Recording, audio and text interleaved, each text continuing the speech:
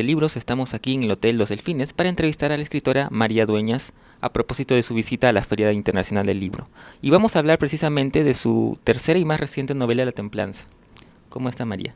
Encantada, muy contenta con esta visita a Lima y a la Gran Feria del Libro. Yo tengo siempre una curiosidad por cómo se originan las novelas. Si es que de repente hay un momento en que a partir de una imagen o de una idea primigenia se despliega toda la historia. ¿Cómo surge La Templanza?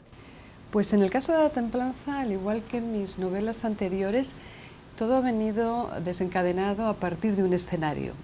Yo tenía interés en volver la mirada a aquel mundo de vinos, del Jerez legendario de los bodegueros. Jerez es una ciudad del sur de España que prácticamente desde la Edad Media, pero sobre todo a partir del siglo XVIII, XIX, XX, se ha dedicado a hacer vinos y a exportar vinos por todo el mundo.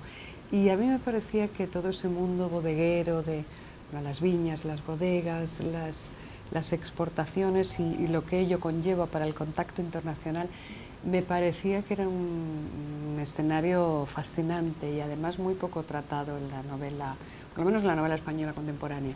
Y a partir de ahí surge la idea. Una vez que decido que Jerez va a ser el origen, aunque realmente dentro de la novela Jerez es el tercer escenario que aparece, pero una vez que tengo claro ese punto de partida, ya es cuando empiezo a pensar en qué momento histórico en la cronología de la novela, en quiénes van a ser los personajes principales, en cuál va a ser la trama.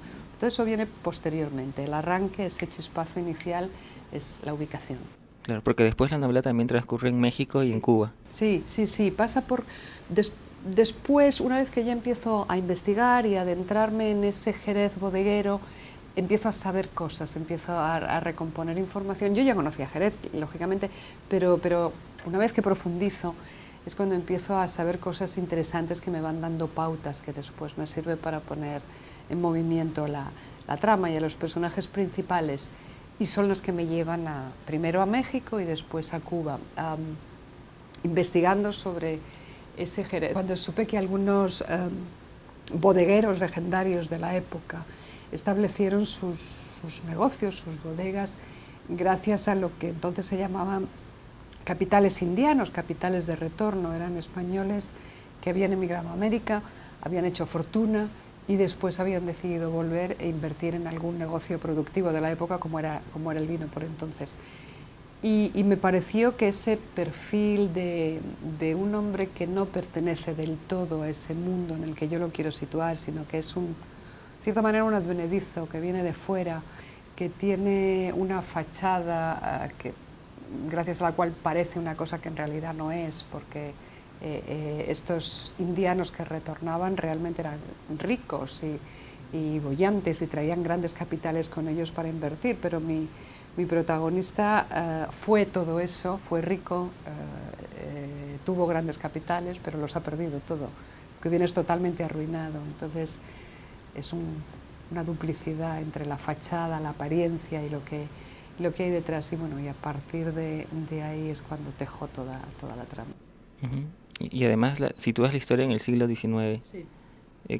¿Qué te llamó la atención de ese momento particular de la historia? Pues ese momento me lo da también el escenario. Ese Jerez bodeguero del XIX es un momento de cambio, es un momento de eclosión.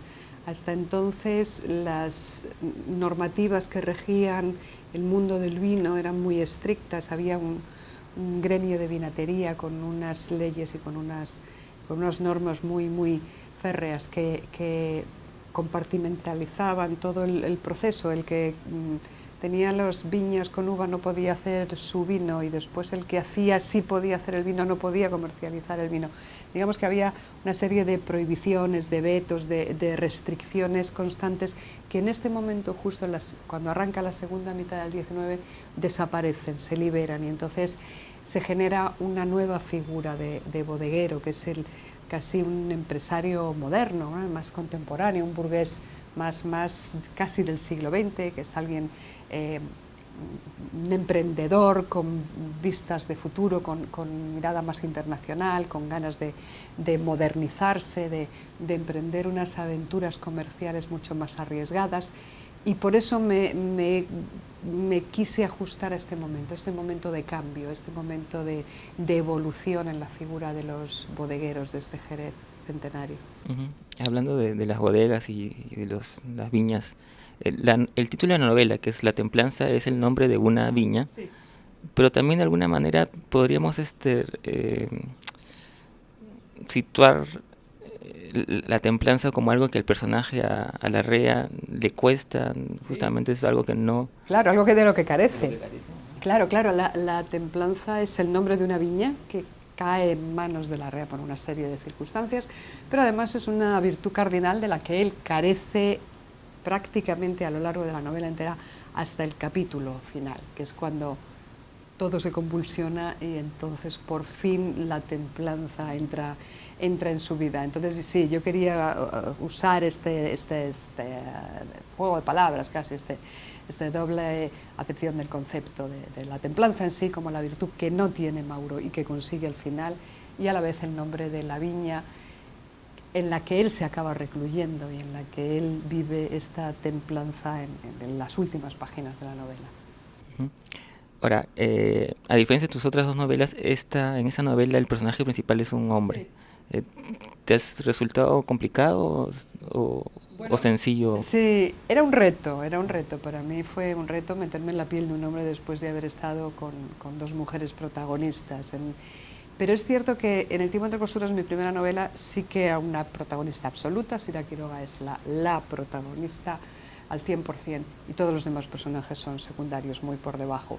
En cambio, en Misión Olvido, mi segunda novela, la protagonista es Blanca Perea, es una profesora universitaria contemporánea, pero es verdad que de su mano van dos personajes masculinos, el hispanista americano, muy carismático, muy atractivo, Daniel Carter, que lo conocemos en dos momentos vitales, y por otro lado un muerto, un viejo profesor exiliado español ya desaparecido, Andrés Fontana, pero su legado permanece y gracias a él recuperamos esta figura.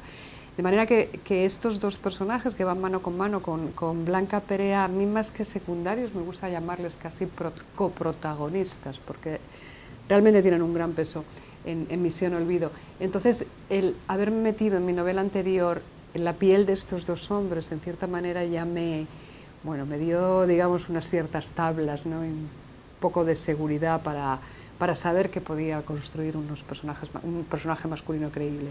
Pasa que en La Templanza doy un paso más allá y sí que me meto en la piel de un protagonista masculino 100%.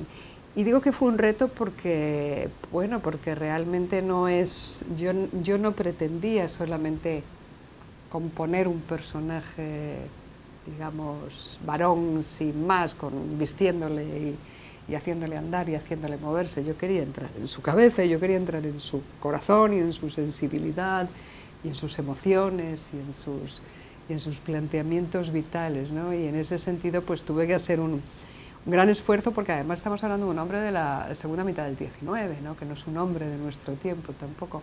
Pero no me lo puso demasiado difícil, la verdad es que lo disfruté mucho y creo que el resultado ha sido satisfactorio, ha gustado a los lectores y estoy encantada. Ujú. Para terminar, una curiosidad que también tengo siempre, nosotros los lectores, cuando una novela es llevada a la pantalla, Sí. siempre a veces solemos tener cierta desazón en la elección de los personajes porque uno se imagina el rostro, ¿no?, de los personajes. ¿Eso pasa con los autores? Es decir, El tiempo entre dos costuras se llevó a la pantalla, se hizo una miniserie. ¿Cómo fue ver plasmado en imágenes a esos personajes que creaste? Sí. Mira, cuando tú creas, cuando yo creo, voy a hablar en primera persona, cuando yo como autora creo mis personajes, me resulta muy difícil dotarles de todas las facciones humanas, ¿no? Quiero decir, yo diseño una especie de contenedor, no sé si son altos, bajos, gordos, flacos, morenos, rubios, de ojos claros o de ojos oscuros. Esas ideas sí la tengo, pero me cuesta mucho trabajo definir completamente cómo son. Me parece que los rostros los tengo como pixelados, ¿no?